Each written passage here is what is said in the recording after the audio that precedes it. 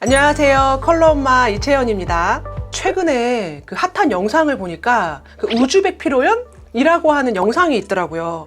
영상이 얼마나 핫했냐면 그 영상이 너무나 핫해서 뉴스에도 나오는 거예요. 근데 어떤 영상이냐면 여러분 지금 한번 이렇게 제가 잠깐 보여드리겠지만 자, 우즈벡의 한 결혼식 피로연, 신부가 먼저 저렇게 손 들고 뒤이어서 신랑도 손을 번쩍 듭니다. 게임할 어떡해. 아니 신부 뭐야, 뒤통수를 후려쳤어 지금. 아니 이게 뭐야 이거 지금 지금 막 신부 지금 표정 안 좋죠. 급기야 무대 밖으로 지금 퇴장을 하는데. 너무 놀랍지 않으세요? 아니 다른 게 아니라 그 내용이 어떤 내용이냐면 그 피로연에서 신부가 신랑의 게임을 이겼대요. 그 이겼다고 갑자기 신랑이 그 많은 사람들 앞에서 뒤통수를 가격하는 영상이에요. 그런 어떤 것도 놀라운데 정말 제가 더 놀랍고 기함을 했던 건 나라에 어떤 사는 분이 여기 댓글을 남겨주셨어요. 그 신부가 그 신랑을 용서했대요. 지금 그냥 용서하고 신혼여행 갔대요. 이렇게 나와 있는 거예요. 너무나 이해가 안 되지 않으세요? 저는 참 이해가 사실은 안 되더라고요. 예. 근데 여러분들 실제로 많은 분들이 데이트 폭력 하면 남성이 여성에게만 가한다고 생각하는 그러한 고정관념 있지 않으세요?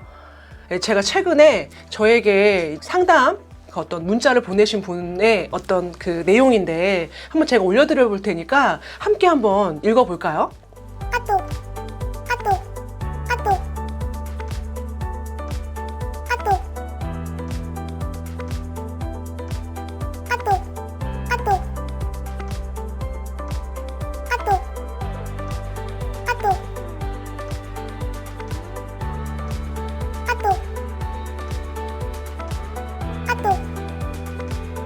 여기저기서 지금 다들 어머 와 막 이런 소리가 제가 막 들리는 것 같아요.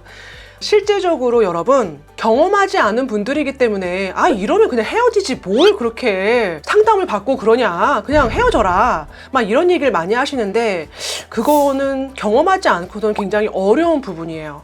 특히 그 2020년 경찰청 통계 자료를 보면요, 여성의 약 45% 그리고 남성의 약 32.4%가요 데이트 폭력 애인과 실제적으로 결혼까지 간다라고 하는 통계청의 자료가 있어요, 여러분. 그러니까 결국은 통계적으로 40%는 데이트 폭력한 사람과 헤어지는 게 아니라 결혼까지 가더라는 거죠. 그러면 소장님, 그렇게 해서 서로 정이 들고 사랑하게 되기 전에 폭력적인 성향이 있는지 그쵸. 그거를 좀 먼저 알아볼 수 있는 방법은 없을까요? 그거 진짜 정말 중요해요. 예. 사람은요, 심리적으로 익숙한 상황이나 익숙한 것을 선호하는 경향이 있대요. 그러다 보니까 폭력이 반복되잖아요? 그러면 그것이 너무 괴롭고 고통스러워도 그냥 연인 관계를 지속하는 게 더 심리적으로 안정적이야 라는 생각을 한다는 거죠. 그러니까 어떻게 해요? 자기 위안을 그냥 해버리고 그 상황을 회피해버리는 경우가 너무나 많이 있는 거예요. 기본적으로 애정 결핍이 있는 분들 같은 경우는 그 폭력 행사를 한 이후에 상대가 너무 잘해주거든요. 막 무릎 꿇고 미안하다 그러고 선물 공세하고 나는 너밖에 없다, 난 너 아니면 죽는다 이런 이야기를 하니까 그러면은 그냥 이 사람이 날 사랑하나 봐 하면서 또 자기 합리화를 하는 거예요. 심리적으로 안정감을 느끼면 절대 폭력에서 해방될 수는 없거든요. 하지만 또 언제 폭력에 노출될 수 있지 모르잖아요. 군대에서 그런 얘기를 하시더라고요. 이렇게 폭력을 당하면 차라리 맞으면 뭐 시원하다, 한 또 일주일은 안 때릴 거니까 막 이런 이야기를 제가 들은 적이 있는데요. 그것처럼 사람들은요, 언제 또 폭력을 가할지 모르기 때문에 무의식적으로 내 상대방을 자극해서 먼저 폭력을 또다시 이끄는 그러한 악순환이 계속 반복돼서 내 삶이 완전히 피폐하게 되는 경험을 한다고 이야기합니다. 가능하다면 좀 연애 초기에 이런 상담 전문가에게 상담을 받으시면 되게 좋은데, 사실 연애 초기에는 서로 사랑하기 너무 바빠서 그 시기를 좀 놓치는 게 사실 아쉬워요. 근데 아까 PD님이 저한테 질문하신 것처럼 어떠한 좀 테스트를 하면 이런 부분에 대해서, 이런 성향에 대한 부분들을 좀 우리가 인식할 수 있을까라고 하는 것에 전 적극적으로 핵심 감정 테스트 혹은 방어 기제 테스트를 꼭 서로가 해보셨으면 좋겠어요.